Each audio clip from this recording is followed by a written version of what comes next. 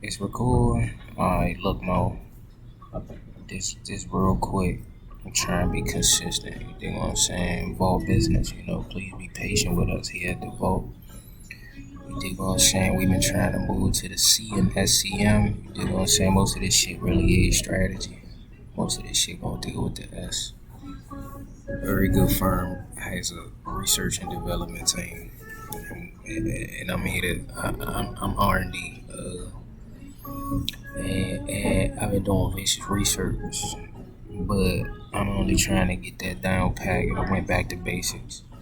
I really been isolated and shit, but I went back to basics. And that, like, only thing missing is like field research. Like reading books and shit is cool, but you really gotta bear witness to these things. So this last quarter moon at Cancer, um, Sun in Libra. So the I was gonna read from Ascendant, but I'm already too long-winded. So quarter moons occur twice a month, so it's one of the lunations, right? Moon creates a 90-degree angle to the sun, squaring its light. So squares create friction, tension, obstacles. It slows momentum. You might either you need to slow down, take a look at things, organize things better, or it's gonna be something outside of you that try to slow you down. Like, we already been over that. A square is a lane. Just somebody that get in your way, they provide resistance. You dig what I'm saying?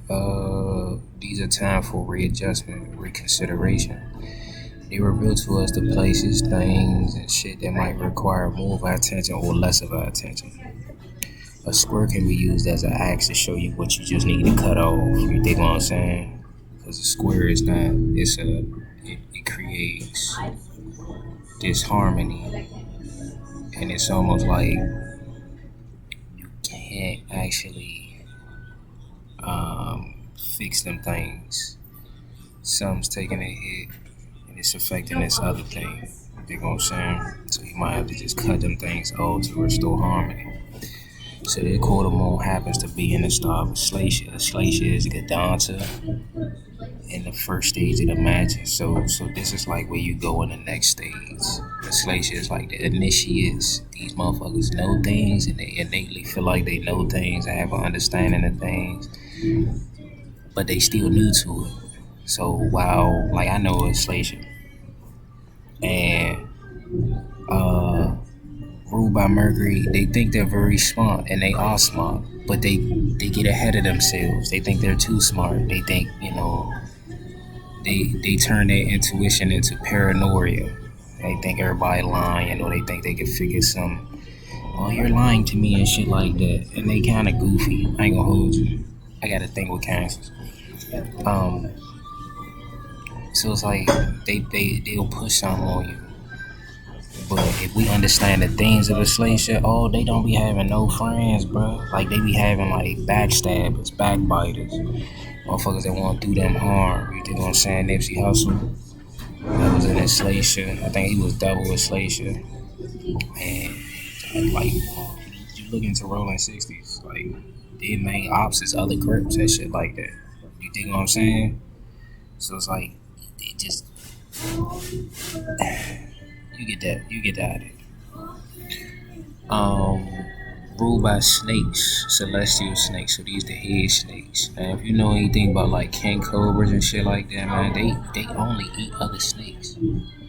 So that's a good thing about a slave ship, but then it's the same thing that'll lead them to their demise. I guess because this quarter moon gonna be in a slave ship, it could lead all of us to a certain demise or some like destruction and shit, man. Because like a slave ship, it's a snake, so they possessive, they're jealous, they are clingy, they are hoarding, they always want like everything you got, or you feel like you're holding out or you're lying or something like that, and that come from having been lied to, having been betrayed constantly. And, as smart as they are, they never learn. It seems like they love that shit. Like they love drama, they love being in the fucking gutter. They love eating off of like low frequencies and shit like that. Snakes crawl on their bellies and shit, so they love just low frequencies and feeding off of that shit. But that's the very thing that get their ass killed. They don't know how to just relax and shit like that. You feel me?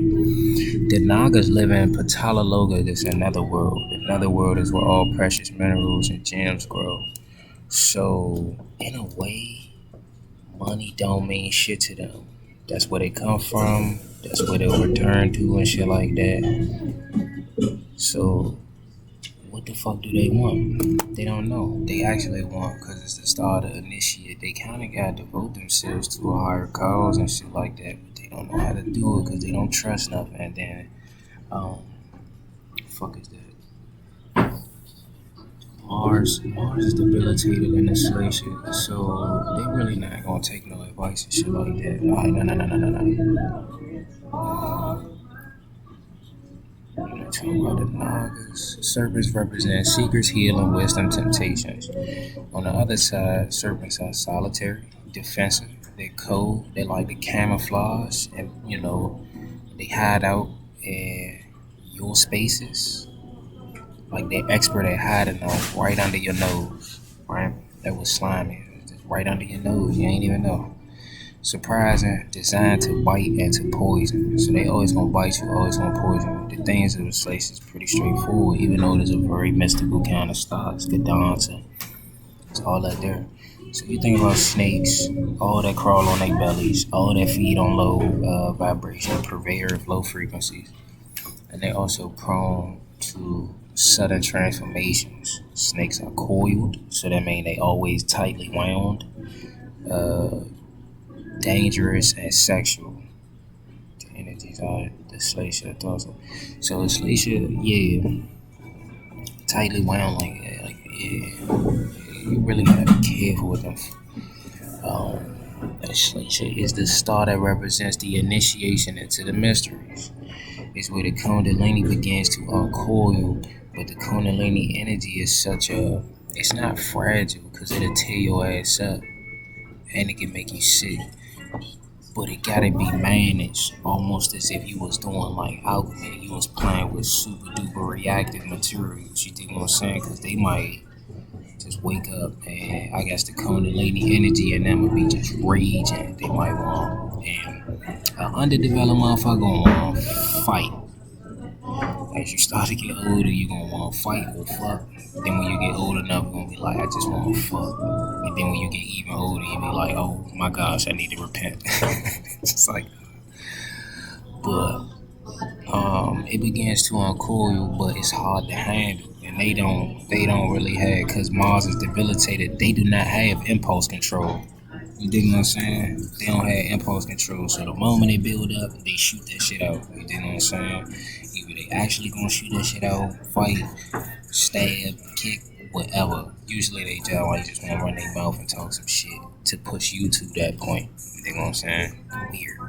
Because that's how debilitated Mars do it. It's not gonna necessarily it's real sneaky and kind of underhanded and shit like that. Does very well in enemy signs, but sneaky whereas Mars and Capricorn, it ain't gonna be nothing. It's like, what? And it ain't, Mars and Capricorn ain't gonna ask you, like, what do you wanna do? They get into it. And it ain't gonna be, it's gonna be so methodical and shit like that, Mars and Capricorn. But with it, I'm getting there. So, the Ashlesha has a tendency to destroy the native, or the native gonna fuck around, destroy others around them. Right? It could be abuse. Usually it's like a step parent that abused them in addition to like the parents and shit like that. So say if you got Sun in the Ashlesha, that's a Sun in the Mercury nakshatra. Sun is indifferent to Mercury. So therefore it's like don't really give a fuck what happened to you. You dig what I'm saying? Moon in the Mercury star. Moon like Mercury. Mercury doesn't like the mother. So it's like that individual might not like their mother because it's like their mother might be so fucking clingy and shit like that. They might have a very like nasty tongue on certain times. But overall, their mother kind of gonna be very protective, maybe overprotective of that kid. You dig what I'm saying? But Sun of the Slave is a little different. A little bit different. You dig what I'm saying? I just got the notification for the last quarter moon. So like most serpents, they really only got two parts of their brain, which say fight or flight. And then it's a jump where it's just stillness. You think what I'm saying? And Ashlesha is no different.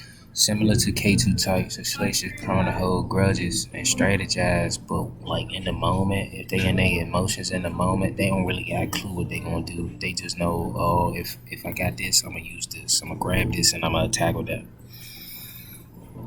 So the Shakti for Ashlesha is the power to inflict poison and destroy the victim. This is another thing with Ashlesha. They're hell bent on get back and holding grudges. You know what I'm saying? But that inability to let shit go, right? Because it's a coil snake, so they possessive and jealous. It just like clouds their judgment. And if you look at the life of certain isolation natives and shit like that, if they can't check that, that's the very thing that's like will cause them destruction. But the key for isolation is to not get ahead of yourself. Y'all start ain't other stuff like tar shadas and the shadas and pearl bodgers and all that shit. They can kind of be way more reckless because in a way, in the wheel, they done went through that stage already. Y'all don't be having no restraint. They get ahead of themselves and think, man, ain't nobody gonna do nothing to me or whatever the fuck. And the moment they start thinking like that, it's over. It's a sign of secret enemies and shit like that. Spies and frenemies and shit. It's a sign of the back door. Like, no funny. Like, I don't really be trying to. I be trying to watch what I say, but how else am I gonna get the understanding? Because I'm more into the field research. You dig what I'm saying? That shit be fun as hell. But sometimes I be with people that I guess it make them uncomfortable or something. Like the last, like 2, 3, no, like 3. Probably way even, like a little bit more than that. They be having issues. They how I do shit. You feel me? And it's like I'm not cutthroat. Now he's the kill. The most recent one had station placements. That person, if they are cutthroat and it's in them, I guess they try to hide it. Or maybe if they really are cutthroat and they don't want nobody to find out. And that's really what I think it is. I'm like, that shit, yeah, just shut the fuck up. I'm gonna keep it funky. Shut up. And they own destruction. So this quarter moon would suggest that we keep our wits about us, as in Ashlesha has influence over secret enemies, frenemies, backstabbers, and backbiters. You understand what I'm saying? Dumbass Horsky's biting on my Latimus Dorsky. That's all like down here and shit. That's the jungle. That's the one that kind of help your ass twist and shit like that. Cause that bitch had me twisted. But yeah, nibbling on the nigga back and shit. Cause Sonny Libra, that's the lower back. Nibbling on the nigga Latimus Dorsey and shit. You know what I'm talking about? Then I see motherfucker in a baseball cap. You feel me? We already been over this about like. Feel me? I don't even want to say woman, but a girl in a baseball cap. We've been over that. Come on, bro. It's just like, why you put something on to kind of be inconspicuous, but why do you stand out way more than anyone else in this whole building? There's some punk rock going on. You feel me? And I know you don't actually listen to punk rock. That's why it's like, huh? See, I just went on a fucking tangent and shit. But yeah, Ashlesha, enemies, frenemies, backstabbers, backbiters, betrayal, like all them motherfuckers gonna do that to y'all, bro. Oh my gosh, like you be surrounded by snakes. Y'all really be surrounded by snakes. You don't know who the fuck is a snake or not. I ain't with none of that slime shit. You feel me? February 15, 1996, 9:53 p.m. A nigga crawled out of the slime. No bullshit. It took 3 days for me to come out that bitch. I was supposed to be in on the 11th, for real. The night of the 11th or something. It took 3 days for a nigga come out that goddamn, that tomb, that slimy ass tomb. That's some shit I'm proud of. I left that junk. I ain't going back. You feel me? I'm taking my ass back to Allah, the absolute Lord, absolute reality. You feel me? Cause all the betrayal, all the malice that motherfuckers be doing, but motherfucker really be trying to, and then was like, cause they clingy, try to cling, and then was like, I could just feel like, come on, bro, like I'm Virgo ascendant. My gut instinct trump shit. Virgo kind of is the most intuitive. Virgo kind of is the most spiritual because it's a sign about devotion and service, nigga. You really know more devoted and spiritual than you are if you fucking in service to the Lord. You know what I'm saying?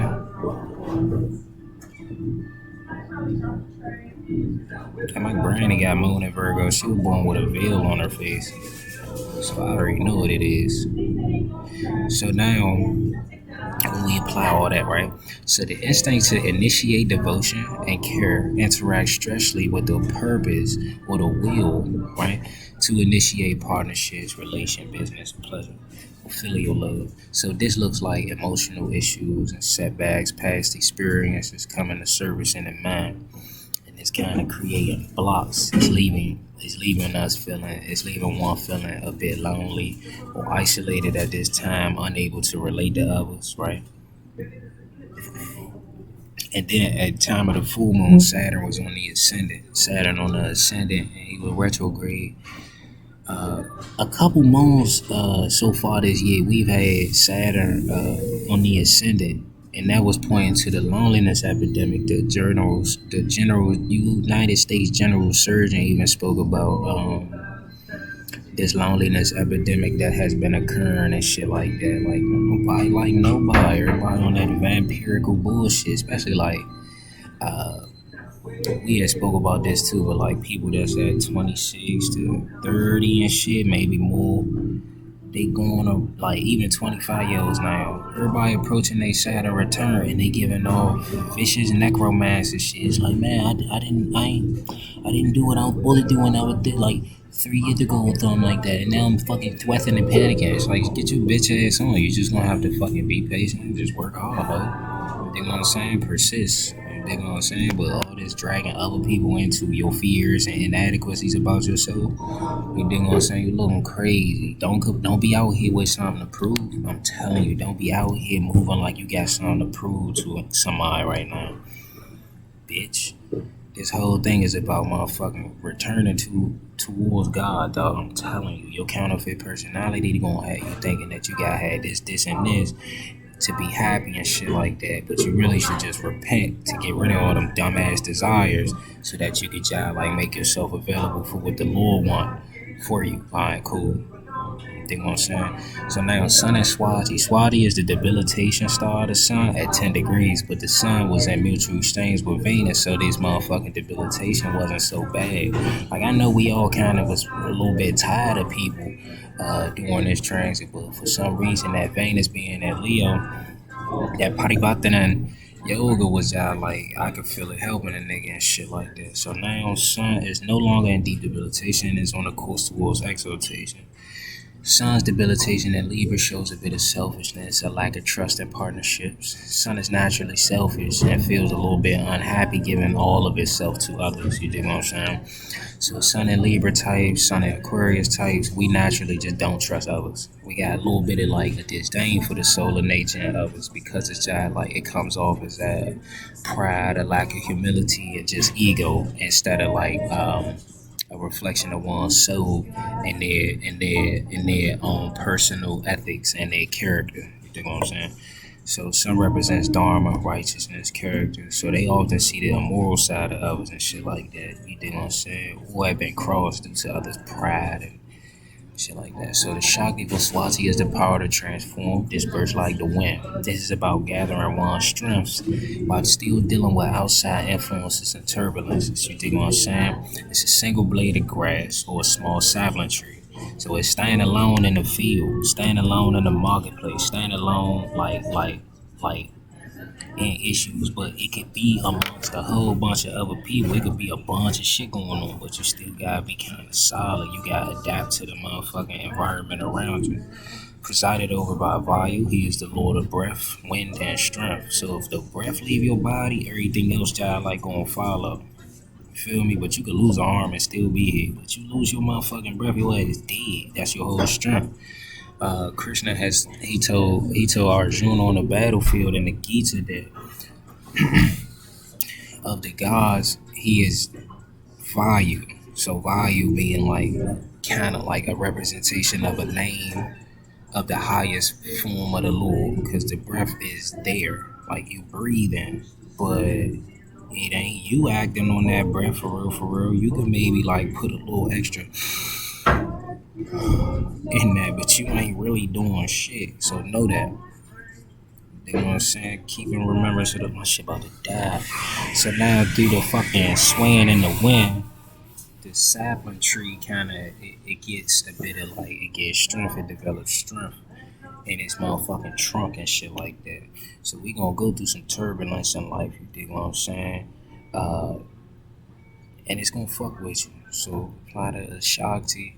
So now both things, they are experiencing codependency, possessive jealousy and abuse, frenemies and backstabbers, right? And past experiences that are causing conflict and how one approaches relationships, business, meeting people, and making friends current. You dig what I'm saying? Moving forward, we try and release that, break that down, readjust that shit.